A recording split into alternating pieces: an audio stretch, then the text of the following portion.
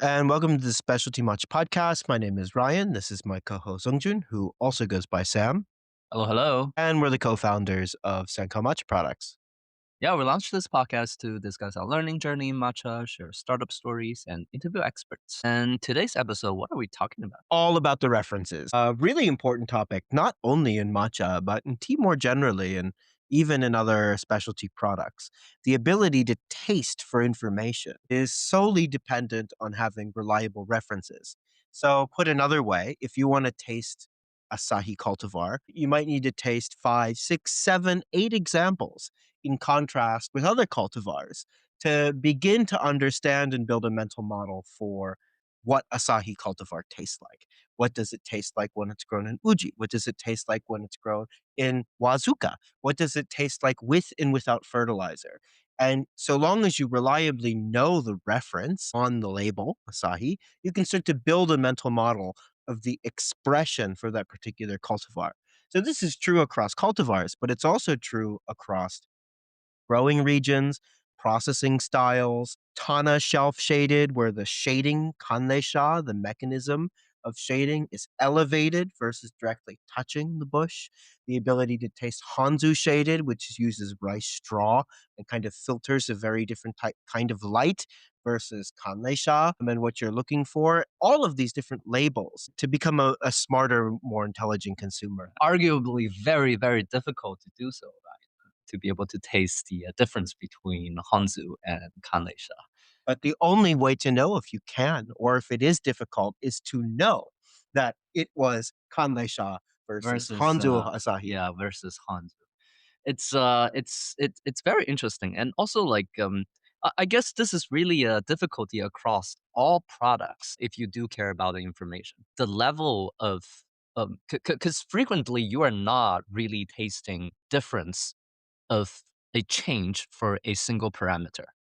You are often tasting a difference of multiple parameters being changed from producers to producers, from vintage to vintage, right? You are not just tasting like everything remains the same, just a difference between Kan and Shao Hongzu for this very specific year. That kind of comparison sample is always very difficult to acquire, not just for matcha, but for all kinds of products. So the access to information is pretty difficult to begin with. Let alone the access to the reference samples. Yeah, yeah, exactly.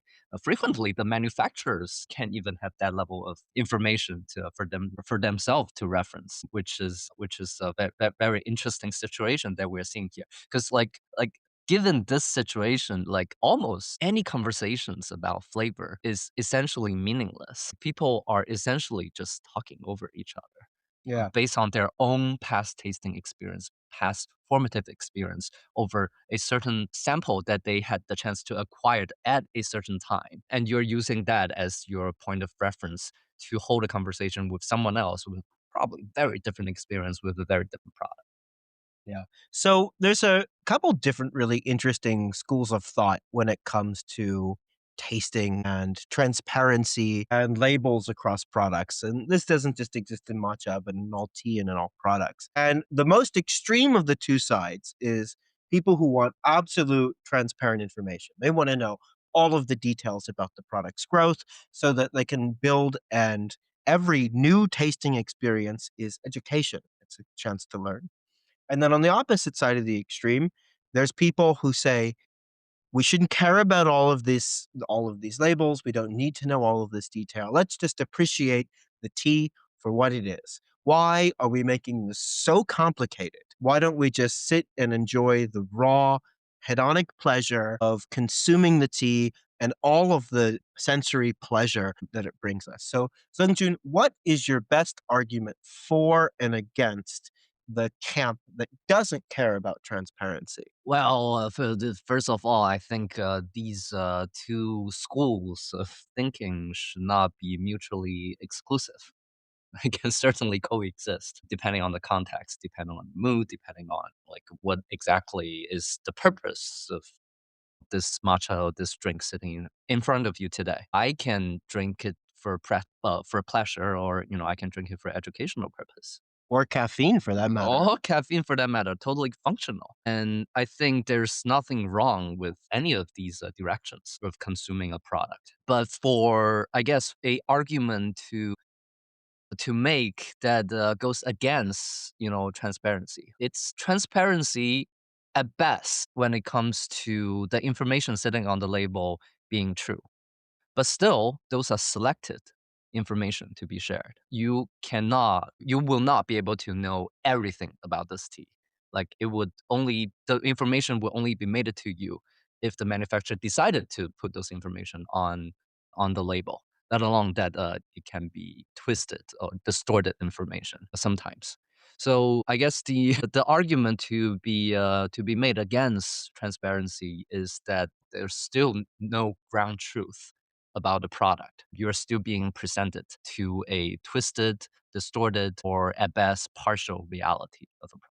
Yeah, absolutely. So just to make this super tangible, if you have something like A1 ceremonial grade organic matcha that's being sold to you for, let's say, $60 for 20 grams, right? You are absolutely going off of the reputation of the brand that's given it to you. And everything else is no form of objective truth. Ceremonial grade is not regulated. It is not objective truth in the same way that saying something was produced from Uji grown Tencha or was produced or was shaded for 40 days or was Kandaisha versus Hanzu shaded or was fertilized using synthetic fertilizers versus natural fertilizers, right? These are forms of objective truth that we can use to learn about the product. It's the difference from a top down system versus a bottom up system.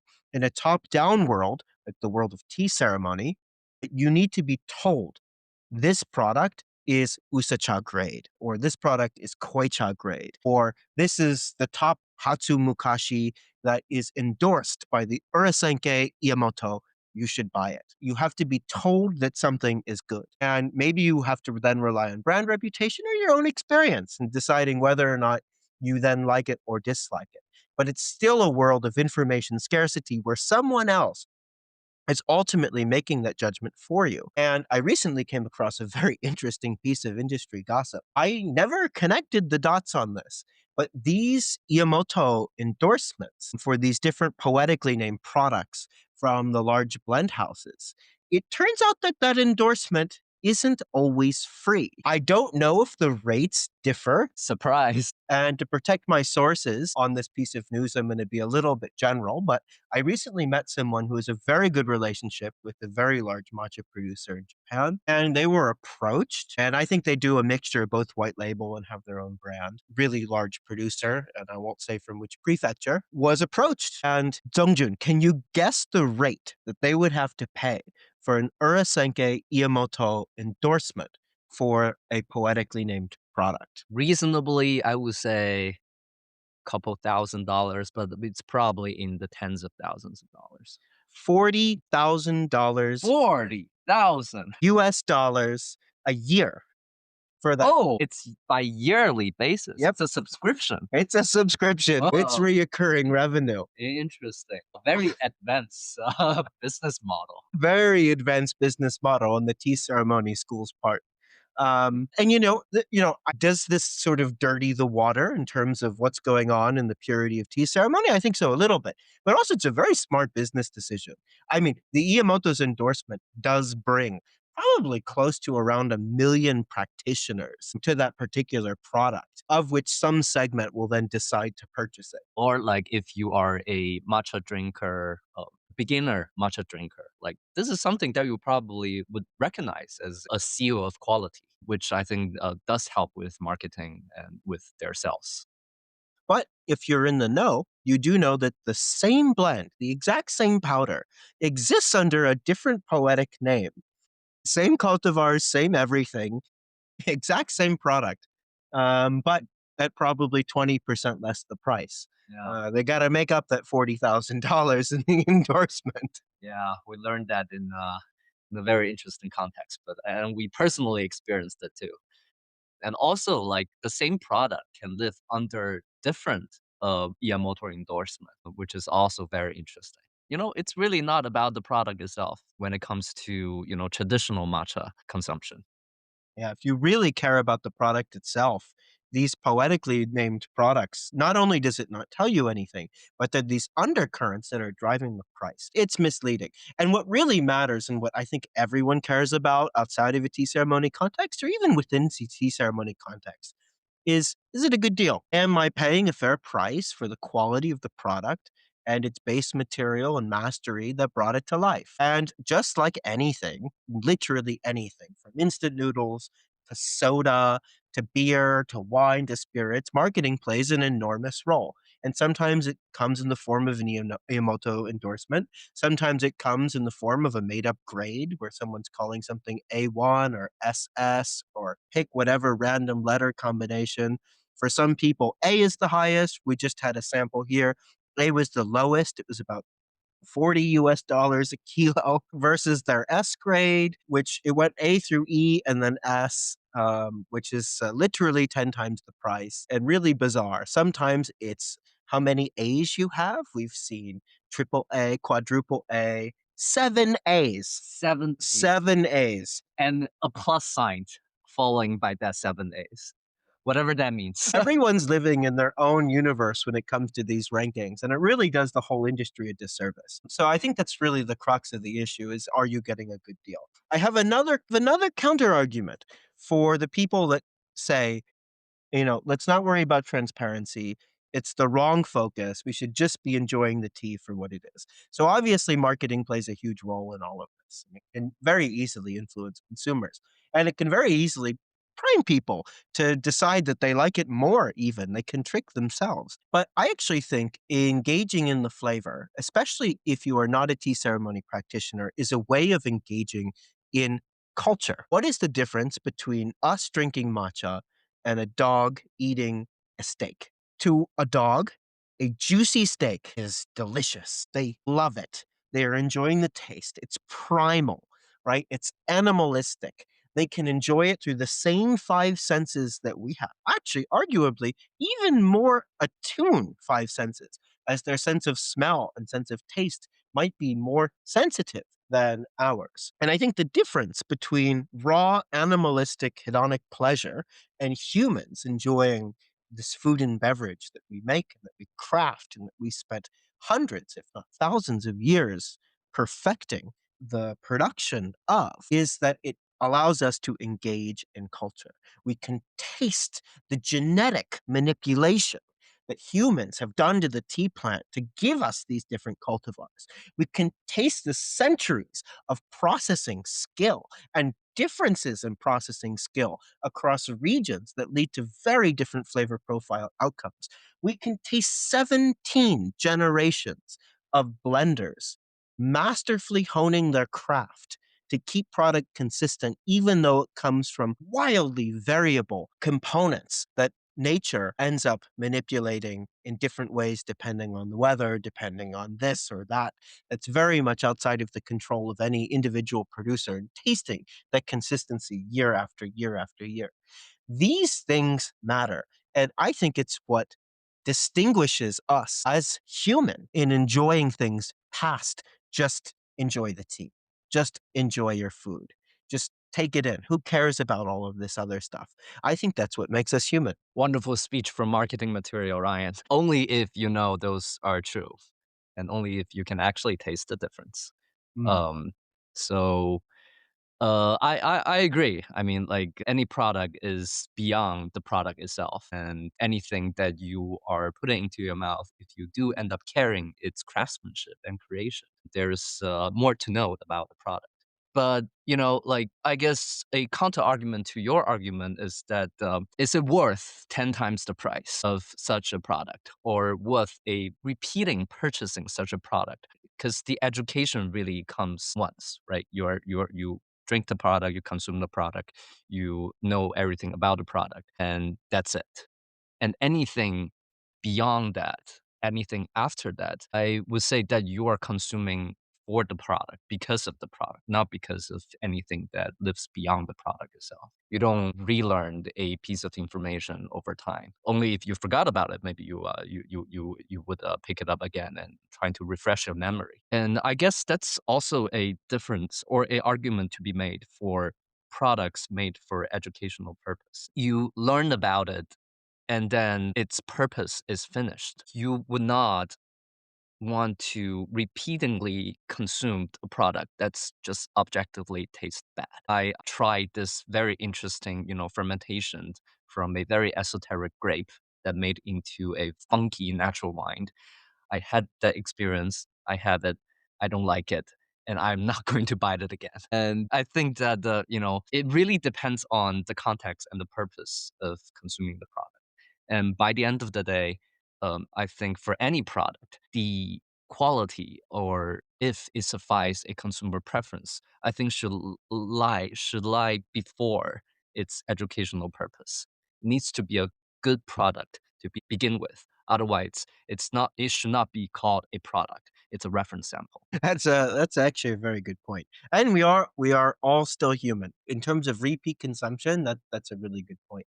But it does make smarter consumers. You don't have a bunch of consumers that are schmucks and need to be told what's good and wildly overpay. I mean, let's be honest. There's a very large percentage of matcha consumers out there that are wildly overpaying for quality. And you really only get good things if you're in a market where you have very transparent labels and it's become very ubiquitous to find these pockets of value.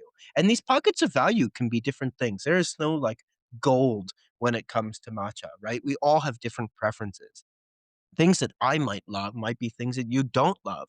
So there's all of these different pockets, but we need to give consumers and everyone the vocabulary. And actually, I think it really starts with the matcha brand owners. A lot of matcha brand owners actually don't really know what fertilizer does to the taste of matcha. They don't really know the difference between a lot of these cultivars and a lot of these regions and processing styles. We don't either. We're just barely scratching the surface. Mhm. There's like maybe 200 people, like the chashis out there, that really know what's driving quality. And everyone else is just taking everyone else's word for it in this remarkably insular culture. And I don't want to take someone else's word for it. I want to like taste it myself. And all of these tea people out there that call themselves like tea sommeliers, and if you look at the type of training that the wine people go through to become actual sommeliers, to actually be able to blind identify something objectively and to have deductive tasting and work backwards. I mean, I'm sorry. These tea sommeliers are like at the preschool level, where the other people are at their PhDs. Like there are just remarkably few people on earth that can do that in let's just matcha, let alone in all categories of tea, right? There's all of these gurus. It's a huge problem in the tea industry, actually, is that people misattribute quality to things all the time. And a great example is your story in Wuishan, one of what is considered to be the top terroir of oolong in mainland China. Sam, do you want to describe a little bit about your time there and perhaps some of the marketing at play for the people that say quote unquote terroir is everything with some nice drone footage of Wuishan? I actually see a lot of similarities between Uyi and Japanese tea production. A very large portion of Japanese tea production. So when you are in Uyishan, like people like mystify this place as the birthplace of kung fu cha or Chinese tea ceremony. Like it really adopted the Chaozhou way of brewing tea into its very sophisticated tea making culture, and it got perfected and refined by the literatis over different dynasties. So it has a very rich history and is arguably the birthplace for Chinese tea or Chinese tea culture, just like how Uji is considered as the birthplace or the origin of Japanese matcha. Well, modern day Chinese tea Ma- culture, Gong Fu yes, Cha yeah, specifically. Gong Fu cha specifically. And when you are in Wuyi, when you are in the the core area for the tea production in Wuyishan is what's now the national park designated area. And there is not a single additional bush allowed to be planted inside the park. All of the bushes, tea bushes in the park are registered and numbered. And there are drones surveilling the park every day with computational vision to scan if there are any additional bushes being planted. So for people that own tea gardens inside the park, they can only increase their production by increasing the efficiency of each tea bush units. And by doing so, how are they going to do that? Fertilizers. They dump fertilizers like water into the park. And the bushes in the park are shooting out, fresh leaves in the middle of summer. And they are so like that was actually the first time before I actually went to Japan that I've heard that tea plant has a lifespan. It will die at some point, and I was shocked because like that's not a concept anywhere else. Like in Yunnan, which is the terroir for pu'er, or like in Chaozhou, which is the terroir for Dantong. It's some of the other tea production region that really values gushu or ancient tea. Tea trees that grows, for hundreds of years, and they value, the flavor that comes out from those ancient trees. But in Wuyi, that's a different story. People like young trees because they produce better fragrance, more pungent flavor notes. They dose insane amount of fertilizers to push for unit efficiency to the point that these tea plants would die at some point of their life, or they would just eradicate the older trees, the older bushes, and replace it with younger trees because they produce quote unquote better flavors. So it was really interesting when I first learned about, Japanese productions in lots of areas in Japan. Such a interesting similarities. And the difference for between a fertilized and unfertilized tea is huge. It's enormous. And that's also very obvious in Japanese matcha as well, which is very, very interesting. So, what exactly are you tasting by the end of the day? You tasting the culture? You tasting the terroir? Are you tasting the cultivar? Or you're really just tasting the fertilizers or the processing method? I think there's really an argument to be made right there that, depending on the style of tea making, certain attributes really doesn't matter, and certain culture that's being tied or associated to the product is really just stories that people can place a higher price tag to sell it for better profit. And it's not always like that for all weed, right? Like there's still in some areas, people are more adhered to the more organic, more natural way of farming tea. And it's also the case in Japan. There are many farms in Japan in different areas that really doesn't treat tea trees like a leaf production machine. They do take care of them as life. And you do taste the difference of those tea beyond the fertilizers. Yeah. And even within fertilization, it is an art in and of itself. I mean, you can pump synthetic fertilizer in, or you can use rice, oyster shells, rapeseed oil, sesame oil, byproducts, mackerel, or really types of oily fish that then are allowed to ferment using local microbial flora and then integrated into the soil. There's a lot of this type of agriculture happening as well in, especially we've heard within actual Uji. Uji area, yeah. Uji, like That's Shirakawa Gokasho. That's a very interesting culture, actually. So I would say that's one thing that I think, matcha in Japan is very different than, teas being grown in certain areas, quote unquote, more famous areas in Wuyishan. Is that they really treat the fertilizer as part of the processing, as part of the recipe, as part of the flavor of the tea, versus people are using fertilizer for purely for increase the production. You can taste, you are able to taste the flavor of the fertilizer, which is a little bit uncanny, but also like very interesting when we were walking in the gardens of Fuji, and we do smell all these fermented fish and oyster shells and all of those odors in the air. And we end up tasting them in the tea too afterwards. Yeah, pretty weird. And for those of any of our new listeners that haven't listened to past episodes, one of the reason that fertilization is so important in matcha is that matcha and tencha, pre-ground matcha, has to undergo shaded cultivation. So you put shades up that block the sunlight, which disrupts a lot of natural metabolic pathways, a lot of pathways, biochemical pathways that occur in tea. And you're actually basically suffocating the plant in a way because plants rely on sunlight to, do photosynthesis and create energy for themselves. So when you block 70%, 80%, in some places up to a week, they'll block, something close to 98, 99% of the sunlight. You're disrupting a lot of processes. And there's a process which turns amino acids, which are nitrogen rich compounds. This is a more scientific definition, but in this case, we'll just call them amino acids in general. There are many different ones, including L-theanine. Through photosynthesis and with sunlight, get converted into bitter and astringent catechins. And these catechins are antioxidants, but they also taste bitter. And it's these antioxidants that actually help protect the plant from the sun. It's like sunscreen. It like helps prevent them. It helps absorb free radicals. You should drink them. The plants produce them for the same reason that we drink them, to absorb these free radicals. It's what antioxidants do. And when you disrupt this chain, you disrupt the balance of amino acids and sweet and savory amino acids into bitter and astringent catechins. And the more nitrogen, aka fertilizer, which also contains a lot of phosphorus and a lot of potassium. And that balance is also very important.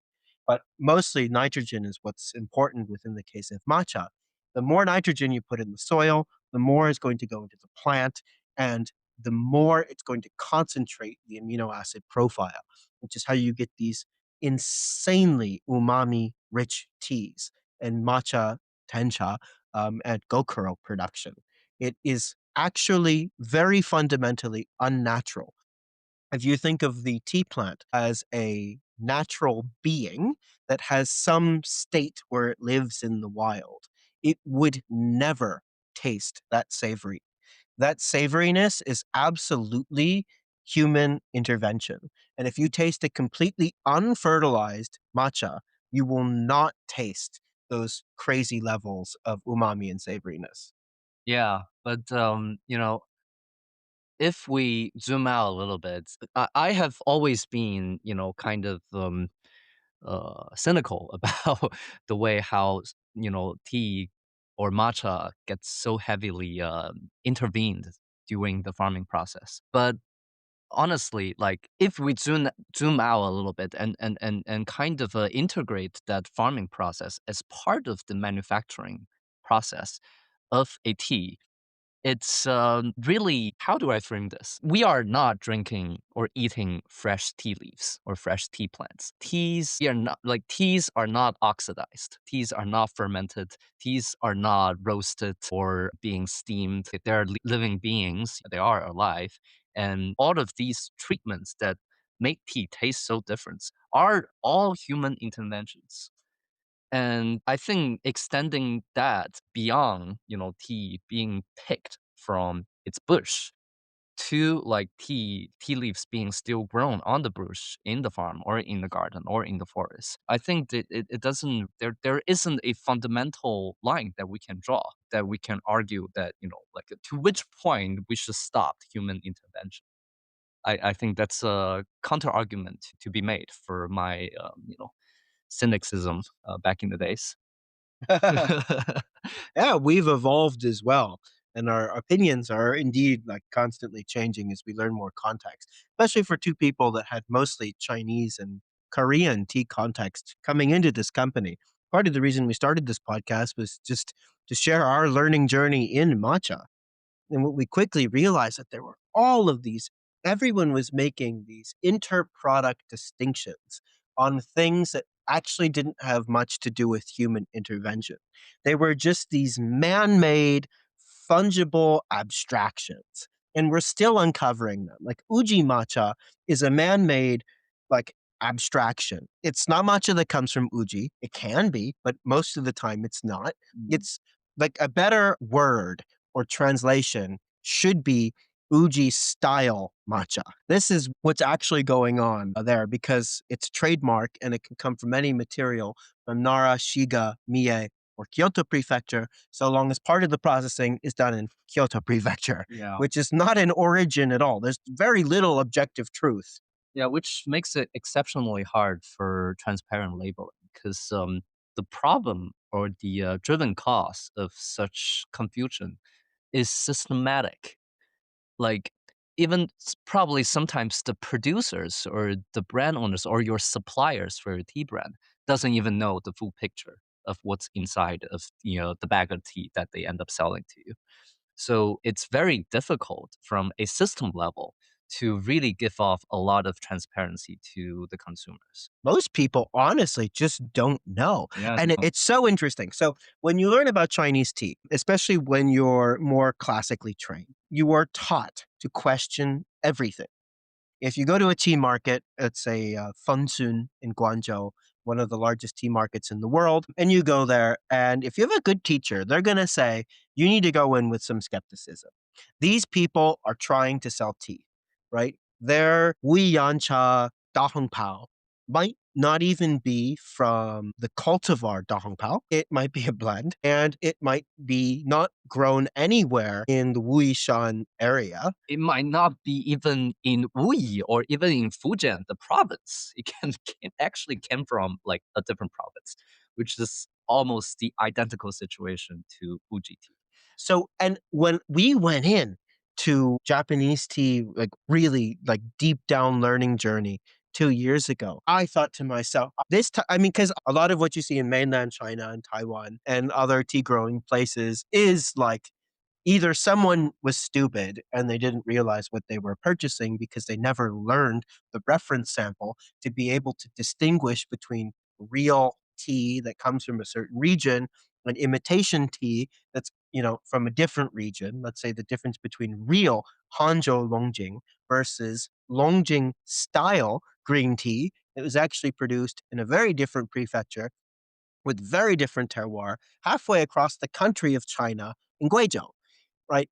These you can learn to taste, but you have to have reliable references. It's the single greatest problem in Chinese tea is finding a teacher, building chains of trust, chains and chains and chains of trust to make sure that you're tasting actual pu'er from 1980s, to make sure you're actually tasting Longjing that was grown in Hangzhou, to make sure that you're tasting the difference between pre-Qingming, which is a certain time of year, versus post-Qingming tea. And if you don't have those references, you are going to be part of the problem. And I went into this, telling all of my other tea friends as I was learning about the Japanese tea. Oh, if you're buying tea in Japan, you don't have to worry about any of this mislabeling. I mean, it's a first world country. It's a very different, it's much more developed, much more mature High market, trust society. high trust society. This should be no problem.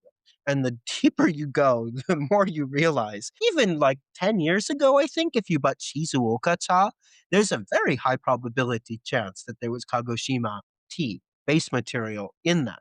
So, what It's is the point of even putting the Shizuoka label? It's really all the same. It's really all the same. Even in Wuji, the likelihood of you end up drinking a matcha from Guizhou is very high, actually. And to everyone's surprise, Guizhou not only is a high quantity supplier for a lot of Chinese tea, but also for Japanese matcha. One plant from the largest tea manufacturer in Guizhou, Guicha, can produce more than 5,000 tons of matcha a year, which is larger than the total production of matcha in Japan. That's really a shocking number to learn about.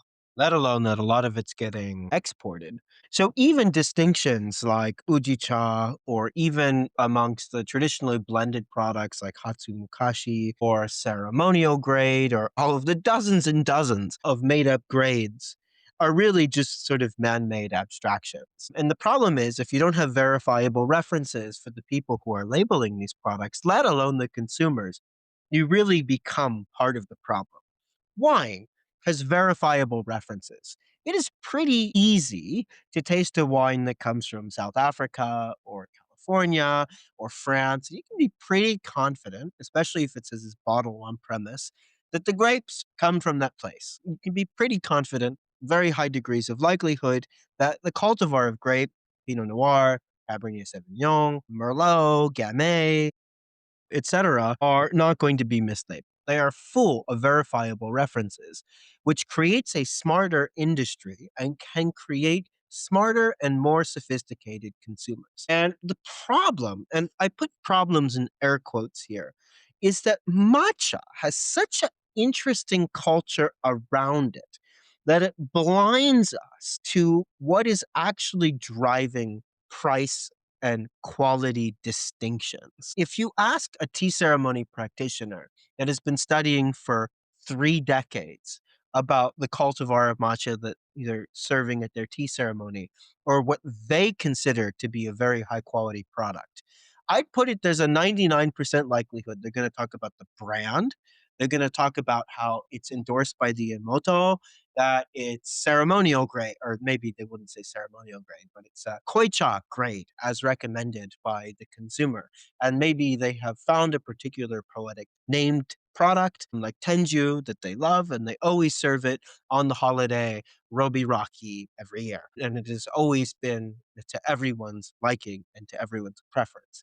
They have still only told you abstractions, things that are made up by other humans, not objective truth, which is where references come in. And references can be good or bad.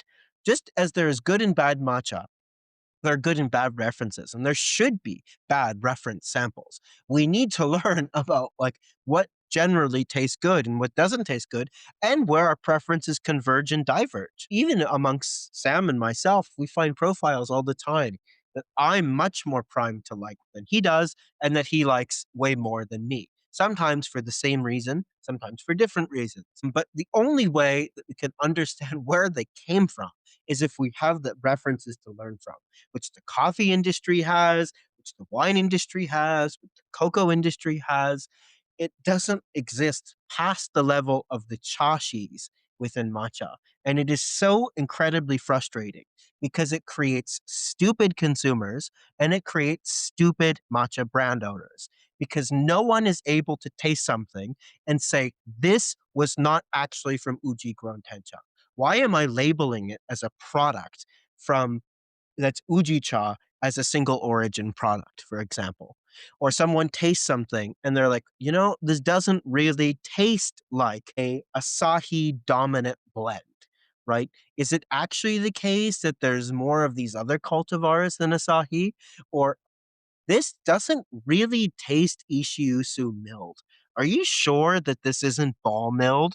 And all of these things that really matters. It creates a dumber industry. And to be a smart industry with people that have these things, we all need these references so that power doesn't concentrate in the pockets of knowledge that exist within this industry, which are all from like these big traditional blend houses. I absolutely agree, and I think it's generally beneficial for the industry to learn from each other together. But I guess it's still very difficult, and first of all, for brand owners or for manufacturers to share so many information to begin with. Sometimes they don't even know. That's a systematic obstacle that I don't know if there's any foreseeable force that can make a very quick change. Second of all, it's less of a incentive for a lot of brand owners to share that many information or even share the flaws in the product to the consumer. Like it doesn't do any good in the near term for them to share something that's to share the negative part of the product that they want to sell. Right. Eventually, they want to make a profit. They want to, have happy customers. They want to sell the products quickly as possible. That's the purpose of most of the businesses. And third, it's very hard to construct a of reference samples that people can learn one parameters at a time, parameter at a time. Frequently, these products are crafted in a way that the multiple parameters have been changed during the production or during the farming or during the terroir or terroir selection process. So I guess maybe a new set of product category needs to exist in the future. And this do exist sometimes in some wine regions for educational purpose. And I know that it also exists in some, it lives in some brands or some societies in whiskey. For example, the Scottish Whiskey Society that does educational samples for its society members. Um, uh, and for matcha, I think a new category of such product needs to exist for educational purpose because it's incredibly difficult to acquire those information to begin with. It's incredibly difficult to share all of the information to sell a product as a product that meant to be, enjoyed by people versus educating people. Um, and and I think that, especially for matcha that has so much, cultural baggage or cultural, not necessarily baggage, but cultural attachments, it's very hard to treat the product as it is, for the current status quo. Very difficult. Especially across all the parameters that matter. I mean, it's not a very small list. You have shading time and duration. You mean your shading method, right? Hanzu versus raised Tana, Kanlei versus direct covering, which all have their pros and cons. And then you have very specific things like what is the taste of Oika? If you're not a Japanese person and a native Japanese speaker, talking with other people about the flavor of tea and of matcha specifically, to be enculturated to truly understand this new word that literally doesn't have a translation. The best translation is the taste of shade, but it's not a particularly descriptive term for someone in pick your country, doesn't really matter. The taste of shade doesn't really mean much to a lot of people, right? But you can have a bunch of reference samples and say, hey, most of the Japanese people that would taste these products would agree that this product is Oika. And you can start doing your concentric circles and figure out what these samples all have in common, and then become enculturated, become a member of that culture, and really grok, really understand, comprehend, internalize that word to adopt it into your vocabulary. So we have things at the vocabulary level. We have all of the different fertilizer types, mix of synthetic and natural, the different types of natural, and how those introduce flavors. Of course, you have cultivars, you have growing regions, you have all of these things that make matcha so interesting, and it's so much to learn. And as you said, it's very hard to get controlled reference samples, which we're hoping will be more available in the future. And more available in the future for content marketing purposes. It's like super cool. And actually, I recently came across this. I was doing a search because we recently had Oscar Breckel on, and he was talking a lot about the Koshin cultivar, which is a very highly fragrant, very floral cultivar typically used for sencha. And he mentioned that it'd be interesting to see what it tastes like in a matcha. So I was like, okay, I'll search the internet, see what I can find. Well, turns out, believe it or not, there is someone in Shizuoka that is doing single cultivar matcha, and it's sold by Mizuba, an American matcha brand that's been highly revered. And a couple of our past guests have actually talked about them. So I really need to buy one of those samples. But you are really starting to see a lot of this with all of these new matcha companies that are creating smarter consumers. Who would have thought that we could have found a koshin cultivar matcha?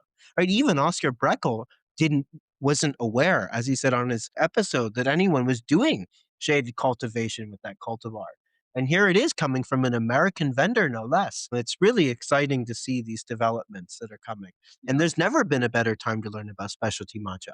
I think all these matcha brand owners and vendors really plays a very important role because, like, as a consumer, it's very difficult to pull any information as an individual from these tea farmers or from these large legacy tea brands that they really have zero leverage in making these people tell what they want to know. But as a brand owner or as brand owners collectively, if we all end up pulling information from the tea farmers, from these large tea manufacturers, tea suppliers, it will be changed at some point. Like it will become a industry expectation that these information needs to be shared. And then, like it can really bridge the gap of consumer curiosity and consumer education with what is a actually very complicated and interesting and sophisticated specialty product. Yeah, absolutely. And it can get us away from these abstractions. Like Sam and I just tasted 8 different matcha samples today. And we I tasted one and I looked at Sam and I said this is a joke. I said this one's ceremonial grade. But like I really think a lot of these product distinctions are that easy. They're literally just someone's gut. Like, okay, yeah, this one tastes like a bunch of other things that are labeled ceremonial grade. This is my opinion. We can slap this on the You know, maybe the other one could also classify, but is a slightly worse ceremonial grade. it's an interesting tasting experience because like even though we've been heavily criticizing the word ceremonial grade, but after tasting this spectrum, it really clicks until like gray letter, what was it, C or D? C or D. Like it was like, yeah, this is ceremonial grade, and it like there was a ceremonial greatness in that matcha that I'm having trouble articulating. Well, I mean, it should be able to taste good as usacha. I mean, that's how I interpret ceremonial grade should mean that in the most basic version of a tea ceremony, where the tea is only being prepared with water, no sweeteners, no additives, no nothing, or it's being served in the form of an usacha. Is this palatable as an usacha? And of course, it's subjective. We have different standards than other people, and we are literally like dividing up these samples to give to industry friends. They're not even for us to randomly sell. So it was also like half a joke. But also, if we were doing to sell, I'm sure we would be much more generous if we had an economic incentive. Like, it's For sure, easy for to sure. follow the path of incentives here for these man made terms. And actually, the spirit of it is okay. But, like, having everyone assign themselves their own grade, imagine your 3rd grade class, and if everyone had to grade their own essay, you could imagine the spectrum. You had the people that grew up in households that were taught to be overcritical of themselves. That would have been Sam from a Chinese household, would have given us a very low grade versus I'm joking, versus people that are directly on point versus people who like to exaggerate their products, their abilities. Giving myself an F for fantastic. And those people that are just so confused by the naming convention, they completely misuse it, which appears to be quite a few people who slap ceremonial grade on a product.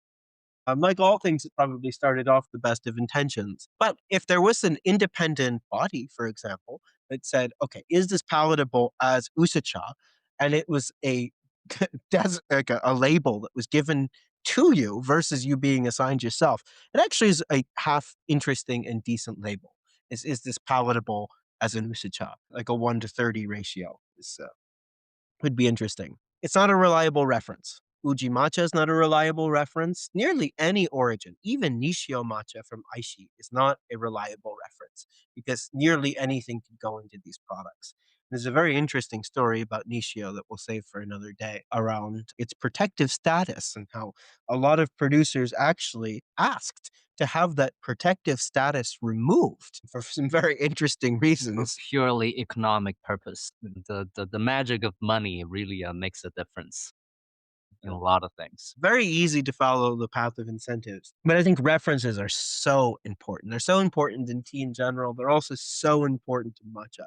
So we have a couple call to actions. One is for any of the matcha brand owners listening out there, collectively, if we all approach producers, and I know we're not in any positions of power to demand anything from anyone in Japan, considering this matcha boom, you're really just lucky if you get any product at all. But collectively, if we start asking more questions, is the Uji matcha you're selling me from Uji grown Tencha? No. Is this from Uji Chawara, from Mazuka? Oh, can we label it that as such? Or maybe we should start labeling things Uji style. Or maybe we start asking a lot more about fertilizers and these other things that really are driving quality. If someone's giving you a blend, ask what the blend components are. If we all start asking this, we can collectively change the standard. Um, for this type of thing. Because even 10, 15 years ago, from people who are much more experienced in the industry than us, right? Even in like 2019, as early as 2019, right? Single cultivar was just like an infancy of an idea. And now it's ubiquitous. If you're a brand owner in Thailand and you're not selling single cultivar tea, you don't have a business. Quite literally speaking, that's how high the standards have gotten, and that's where the consumers have gone. So this is going to continue to evolve across all of these markets. So for the brand owners, for the consumers, try to pull this information from the brands that you love. Right? We need to start collectively demanding a higher quality product. And any of the producers listening out there, there's such a massive opportunity in content marketing. People are very interested in all of these elements that lead to these flavor profile outcomes. It is no longer a world that is trapped in tea ceremony and blended products. It's dependent on top down marketing where consumers need to be told this is suitable for Koicha, this is suitable for Usacha. That is literally a dying movement. Every year, more and more and more tea ceremony practitioners. So the base is slowly declining. It's not where the future lies. The future lies for the people that are willing to spend more money for a better product. That future lies in the specialty market, and it's large and it's growing. And if we don't produce smarter vendors and smarter consumer through reliable references by giving people objective truths about the products that they're buying, this culture is going to end up not forming at all. And that is the real long term sustainability danger for this industry. Absolutely. To be honest, systematic inertia of this turning into a true specialty movement is actually pretty high even within Japan. Like all of these regions that are making like very interesting tea just end up getting laundry into a giant supplier or a procurer for these larger blends that will turn them into a blend. And honestly, like if Unknown blend. a unknown blend, like their names, their regions, their production, or their culture would actually never be shown, uh, in the final product. Like it's the final product has zero characteristic of their creation, of their forgery. It's part of the reason why a lot of these tea farmers in Japan doesn't view tencha or matcha as something that can represent themselves.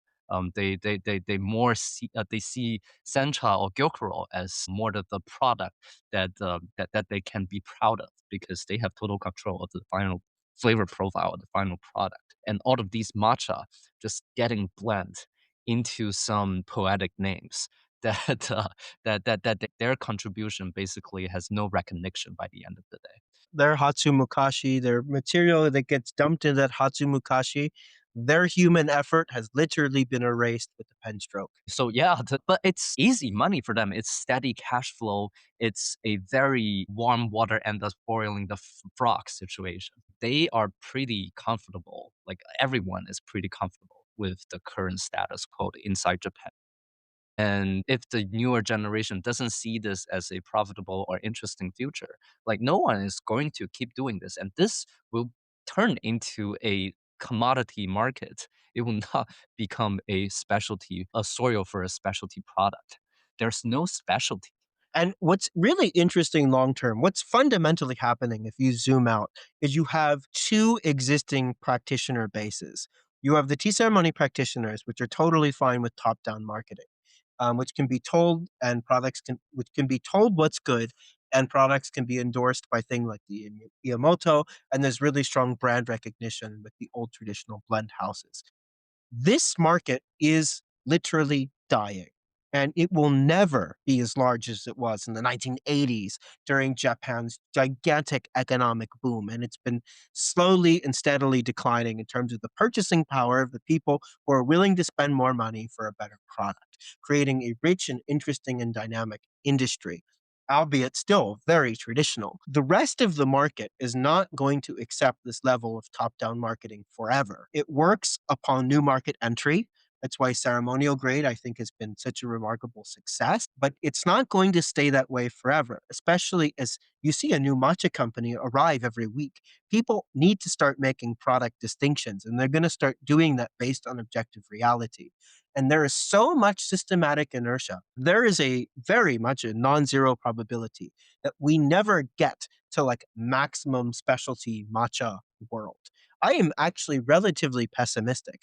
I'd probably put it at less than 50% that matcha can truly live up to its full potential in living up to the expectations of what will be a very new culture willing to pay to support this entire industry of farmers and producers doing very interesting things. And it's very clear where the growth is and where the decline is in amongst these markets, and the infrastructure, the wholesale infrastructure, the way contracts are set up, who can buy tea at auction versus who cannot buy tea at auction, the fact that all of the old customers get prioritized before the new customers literally leaves everyone else trying to do interesting things and develop this new specialty market, just like we've seen in third wave coffee or natural wine or all of these other movements with the scraps. We have worked so hard trying to find an interesting tencha supply. And I'm a little bit embarrassed, but like 80% of our portfolio that we're about to release, they're all Yabukita. We can't even showcase more interesting cultivars. I mean, like, we haven't been venturing into a lot of regions in Japan. For some of the regions we end up like venture into, it's actually pretty desperate. Like, it's plots and plots and plots of Yabukita. Like, there's no specialty living in those regions. I mean, like, it's great that those regions exist. I mean, they're the backbones of, we still have matcha on the shelf for a lot of places.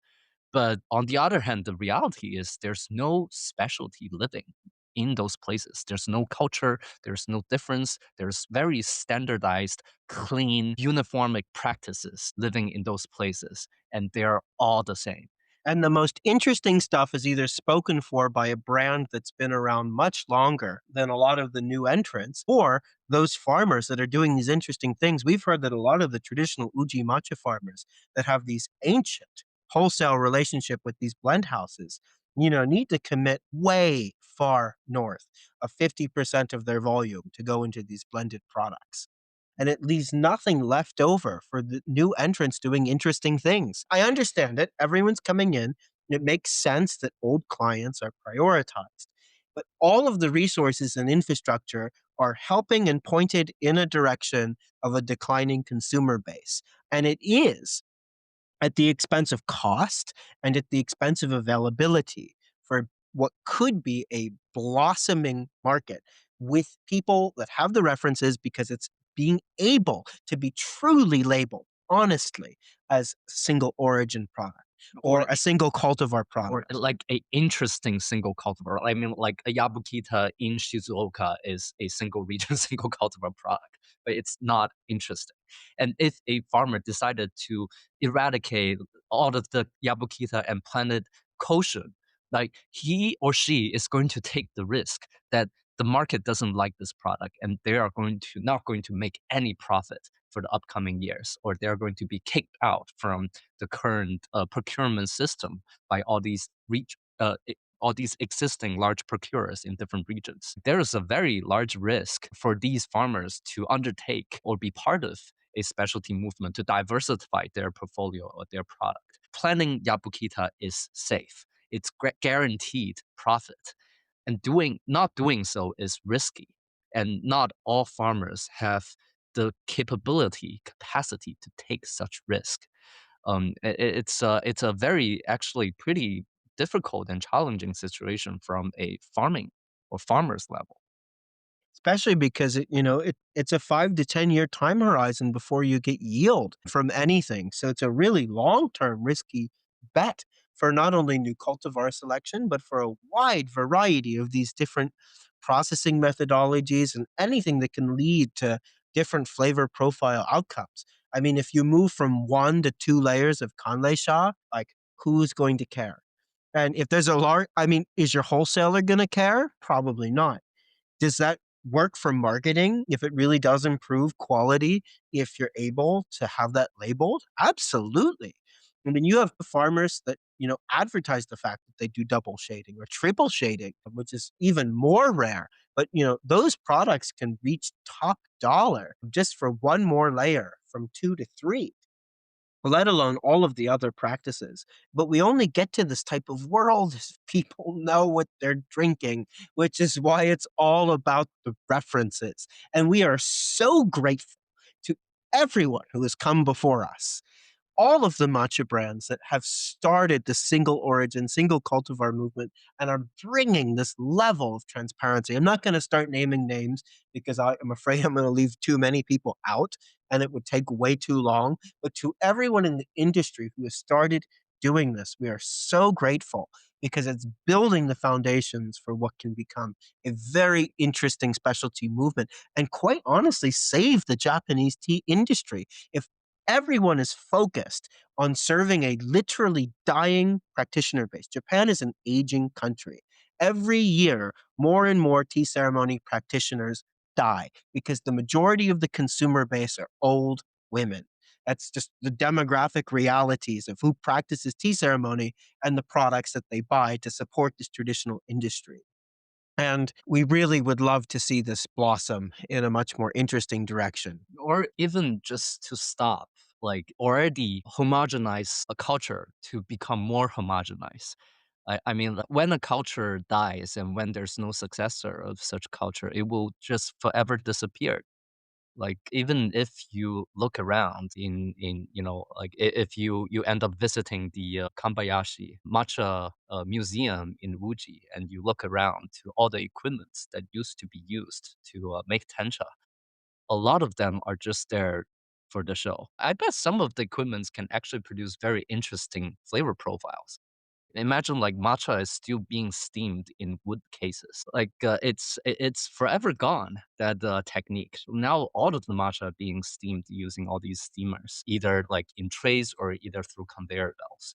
Um, and when a culture disappear, it would really just disappear. Like that flavor, that memory of such flavor, that culture or history of such flavor, That which technique, that trial and error of how to do that well. it would just whoop into oblivion. Like no one will ever know. And if someone decided in the future to revive that culture or that technology, it would not be the same. It's like people trying to revive Mocha or Song Dynasty Diancha in China.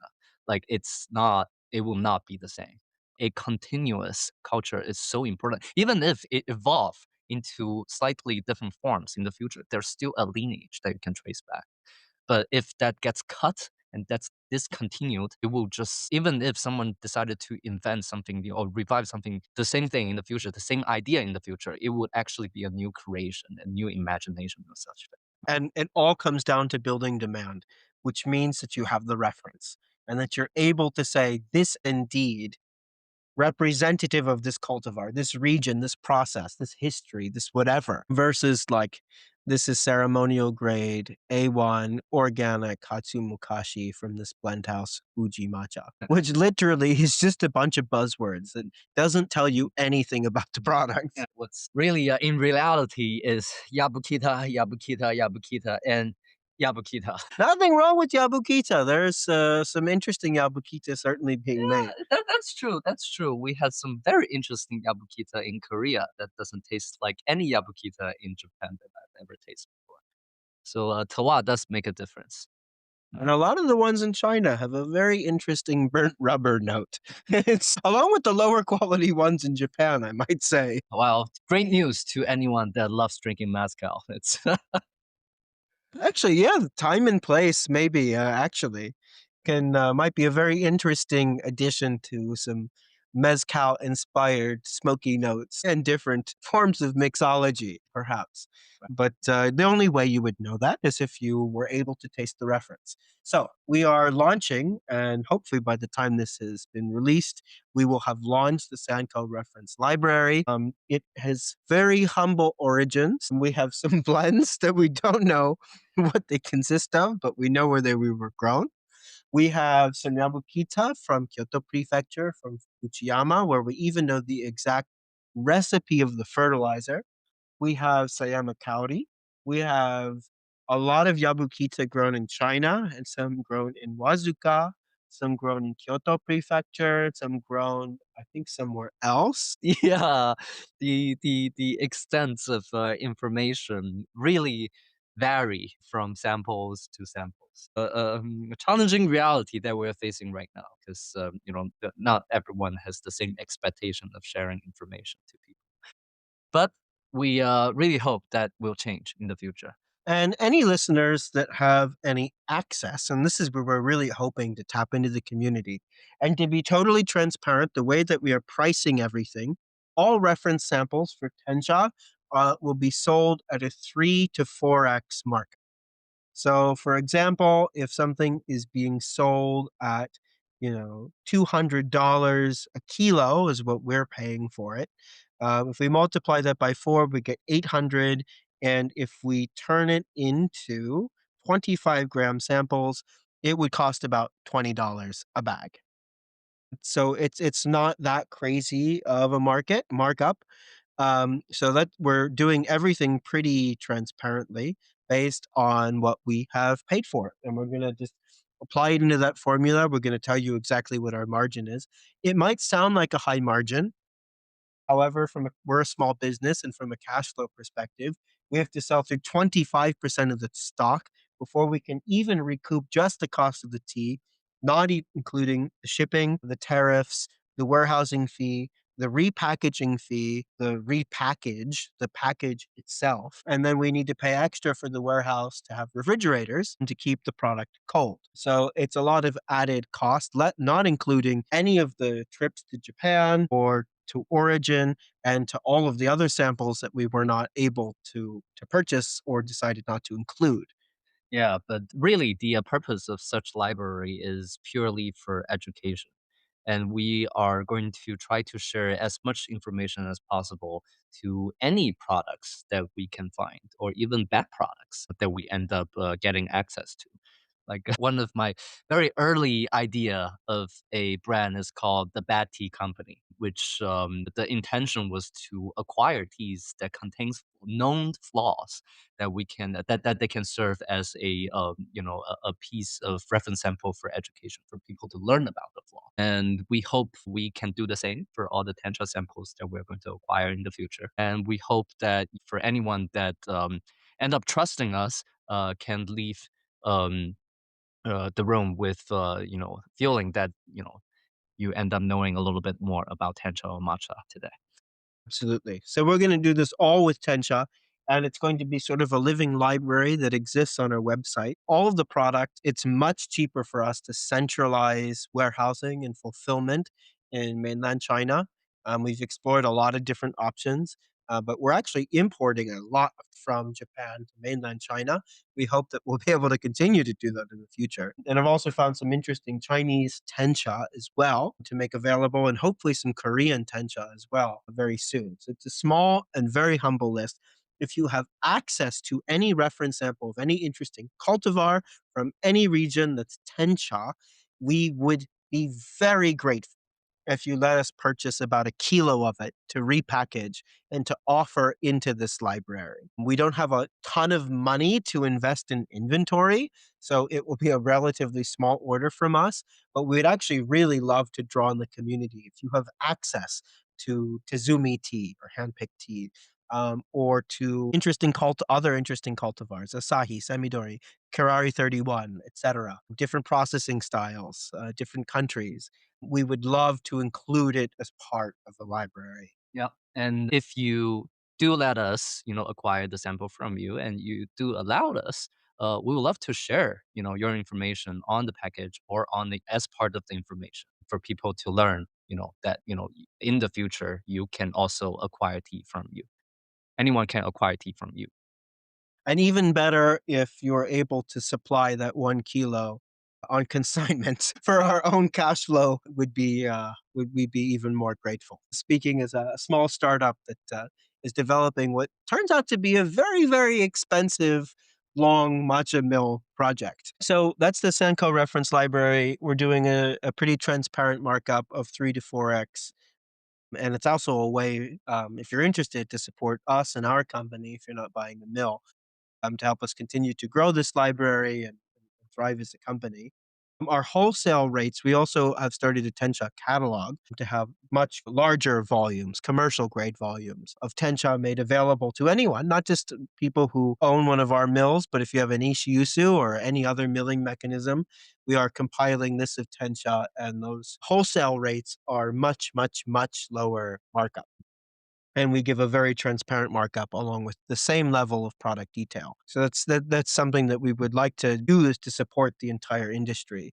And hopefully gain enough buying power that we can start having some leverage to ask for more and more information about the way these products are processed and cultivated.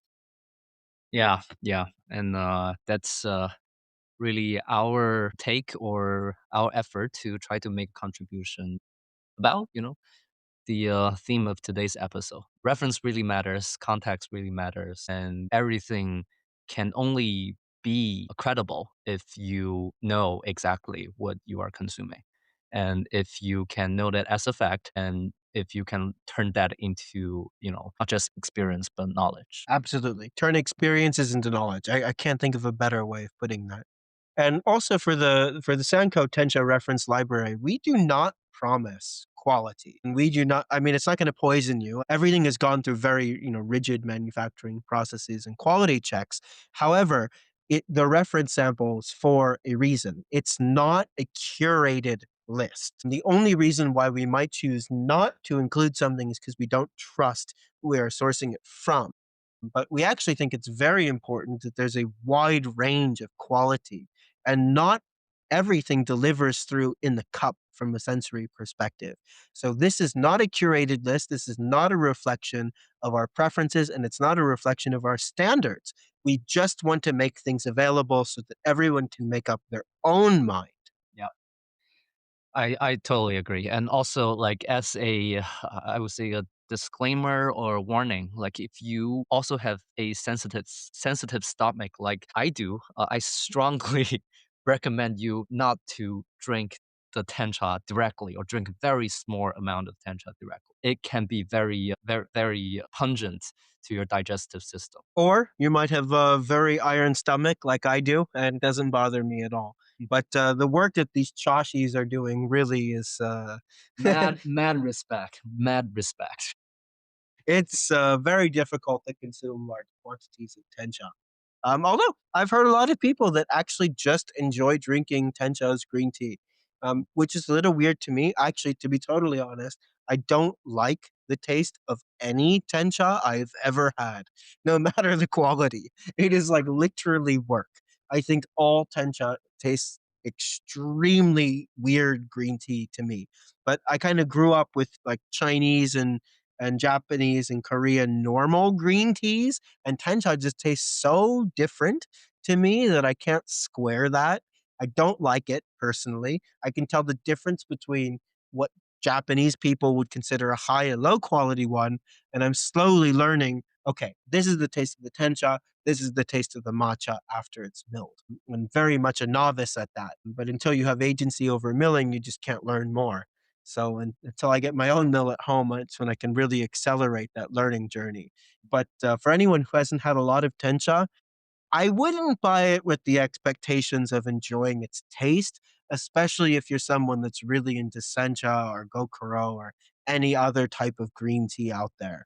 Yeah. It's not a finished product. It's Actually, considered a crude product, actually. Actually, that's I would say the first very interesting piece of experience that you can learn from having tencha or having to taste tencha is the transformation of flavor profile from tencha to matcha is enormous. It's magical. It's very interesting. Yeah, because what you're really tasting is like, what is the when you taste the tencha, what's happening when you're trying that as matcha? Okay, let's literally explode the surface area of this leaf and drink the whole leaf. And it's so fine that the naked eye cannot distinguish between those two particles. And that's where the magic of matcha is. Yeah, and also a lot of these fragrant components inside the tencha is going to the flavor intensity will be magnified 10x, 20x. And from a human sensory perspective, when you really increase the concentration of a certain chemicals, the taste from a human perception level is not linear. Like if you increase a compound that make you feel like you're tasting rose, is not going to taste more rosy if you increase the concentration of that compound by 10x or 20x. It's going to taste completely different. It's going to turn into other, flavor notes or flavor note or notes to you. So not only are you're really just fundamentally changing extraction when you mill a tea that finely. I really actually find it no surprise that really doesn't taste that great in its crude format, and that all of those flavors are really locked up in those leaves. Still tastes interesting, and you can definitely tell the difference between a high and low quality one. For those of you who've never had it, it tastes like a really heavy body, really full bodied green tea, and there's some missing flavors. It's like you take a really well crafted, like let's say kabuse cha or gokuro, and you just cut out certain parts of the flavor profile. And it's like you're seeing a picture, but you can't see the full picture. And like there's some pieces of someone's face are missing and their torso's missing. And like you can't see what makes them human. It's like the same thing with the tea. There are these weird voids, um, from the fact of the way tencha is processed and the fact that it's not rolled that don't get filled, and it just ends up tasting to me kind of imbalanced and awkward. But it's really just data. This is what it tastes like before it goes through that, and it's this data that determines wholesale prices. It's this data that every single matcha, all the base material that creates these products are traded as tencha. And that's why it's so important that we all have these references as we move into a world of matcha companies being companies that are basically marketing companies that are repackaging someone else's product into becoming the matcha companies of the future, which actually play a hand in that product's creation as fresh milling, or maybe people will do more shiage processing in the future. And what it means to be, let's say, like a coffee company before, like you see all these micro roasteries, or what it meant to be like a beer company before all of these microbreweries existed everywhere. We are at the early phases of the infrastructure being available for the actual meaning of what it is, and the domain of agency to be a matcha company is about to change pretty fundamentally in the next 10 years. And it's so important we all have the references. Yeah, absolutely agreed. And for a lot of these, people, these experts or these chashis in Japan, they do have the capability to establish the linkage of what a tencha tastes like versus what the matcha coming from that tencha is going to taste like. So I think that this will be a very interesting capability to kind of unlocked to more people to have the capable not capability but potential or opportunity to acquire such talent. And I think that's part of the interesting things that this whole new infrastructure can unlock is that so many talents from different corners of the world can end up having the opportunity to learn such things that has been so sheltered by so very few people in Japan because of the current system, because of history, because of the culture, because of the access to information, because of access to um, you know, actually play with or experience or experiment those information and turn those information into true knowledge. And I think, like this is very important and very critical that we have a library out there for people to experiment with, along with this mill that we are developing really in combination unlocks a lot of potentiality and a lot of imagination that I am very very looking forward to. Yeah. Matcha culture doesn't have to stop and start in Japan. And this is really much where like the principles behind just diversity and inclusion come in. I really fundamentally, almost all of the matcha that is produced in Japan is controlled by the palates of old Japanese men. And I fundamentally do not believe that they can truly understand the flavor preferences of a millennial in Vietnam or in Thailand, or of an old person on the west coast of the United States, or of like a teenager in Saudi Arabia. And these are vastly different consumer cohorts that probably have very different preferences for very different flavored products.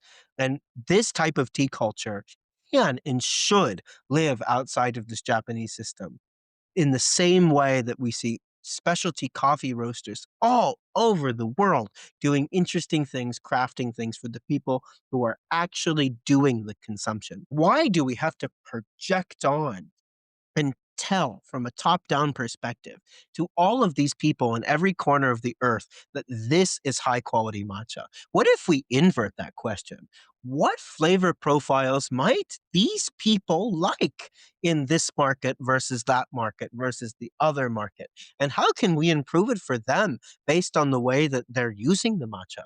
We learned from former guest who was based in Mexico that the matcha lemonades were huge. Like that is one of the things that's dominating cafe menus. That's something you just don't see that often in other places. But there's some matcha that's probably very well optimized to take that level of acidity. And there's very few people who are actually probably thinking about it, which is why giving this domain, this agency, these abilities, these reference standards, this knowledge on this level of primary experience to people, to a much wider and diverse group of people, can lead to an interesting and dynamic future, not just a future that's constantly looking backwards, asking about how did we do this a few hundred years ago. Yeah, I absolutely agree. For the current status quo, I mean, there's a lot of restrictions or obstacles that have been blocking people from doing so, which is, I guess, a excuse for for the current movement. But we really hope that in the future that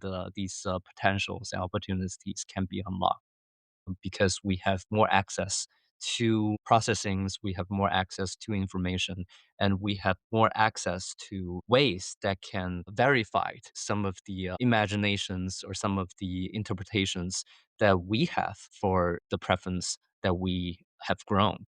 Human preferences, perceptions are widely different across the world because of their formative experience. People eat differently, people drink differently, people like things differently. And we hope that the future flavors of matcha is not being dictated by a very few that lives on one corner of the world because of historical and legacy reasons. I mean, like, still huge respects to all those old Japanese men, quote unquote, that has been continuously practicing this art to these days.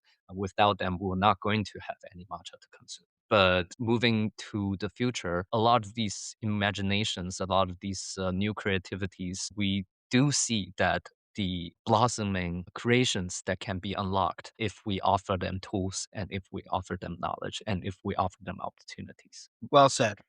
All comes down and it's all about the references. And without that, what it really is it's dependence. It's dependence that we need to be told what's good and what we should like, which is not a rich or interesting world at all. Everyone should be able to form their own judgments and not be dependent on others. Consumers, brand owners, people all throughout up and down the matcha supply chain, the matcha industry. And the only way to do that is to actually understand through references what is actually driving product distinctions and what is good, what should be valued in different ways at different times by different people in different circumstances, and really capturing all of that complexity versus boiling it down into a single label or a single term. It's so important so that one, we don't have the sea of misinformation which we currently have, and two, that people's creativity can be expressed, which can only be done through knowledge. So we are very firmly against a blanket statement of we all should just enjoy the tea, because then we are all complicit in the problem. I think enjoying tea is a beautiful thing. I think there's a time and place for it. I certainly are not constantly thinking about all of these labels, but it absolutely cannot be at the expense of not learning or not being capable of learning, both from a knowledge and availability perspective with these references. Actually, Ryan, I have a partial difference to your claim. I think enjoying some product is so important. I would love to see someone in the future can create a product that I would enjoy more. And for them to do so, they need to have the capacity, the agency to be able to make a product or to tweak a product that they think will be more suitable to my preference. And I will see that future happening at some point of the days in the future. Maybe it will even be AI. Maybe. If you have a custom blend that, is able to learn all the flavor attributes and characteristics of different cultivars in different regions, and the super memory can live and create a blended product that's a personalized blend. We just don't know what the future holds. But Yeah, still, true. You need to have ground truth. You cannot have ground truth without references. So we're a very long way away from that world, but we're getting closer and closer every day. And we're very grateful to everyone who came before us. I think it's a great place to stop. If you enjoyed this episode, please consider sharing it with a friend. If you have access to Tencha that we would like to contribute to the library, we'd be very grateful. Please do reach out so that we can continue to let that library grow. And if you're interested in tasting Tencha, please check out our website, sankomatcha.com. It should be up relatively soon. Very humble origins. I can't say that we have the most interesting selection, but we need to start somewhere. And it is not a reflection, any level of curation. We just want to make things available, and we will tell you everything that we know about that product and be very transparent about that product's price. That's our small way of trying to help craft a solution to a lot of the things that we're complaining about on this episode. So, on the hierarchy of helpful, hopefully, we have not only identified the problem, but can help provide a solution, which is very important to us. Otherwise, we're just a bunch of complainers. We don't want to be either. So, thank you so much for listening, and we'll see you on the next one. Take care. See you in the future.